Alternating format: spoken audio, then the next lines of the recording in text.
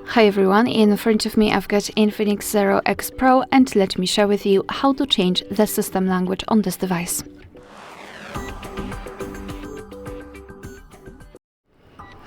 So let's start with opening the settings, and here in this general list we have to scroll down to the very bottom to find this system. So let's tap.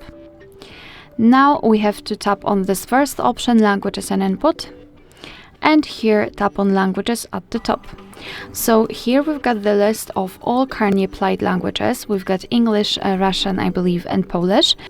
So let's start with adding the new language. So let's tap on other languages, and here we've got the full list of available ones. So all you have to do is to find your language and then tap on it. I will pick Turkish. Your device will immediately ask you if you want to set the specific language as a default one. So just tap on Apply Language, and as you can see, from now on the whole system will be displayed in the chosen language, in my case Turkish. What is more, it was immediately added at the top of this list. Moreover, if you've got more than one language added here, so like in my case Turkish, English, Russian and Polish, you can simply reorder them to change the language. So let's pretend I want to set the Polish one. So just tap on it and hold it, and then drag it to the very first position. Your device will immediately change the language. Right now we've got a Polish set.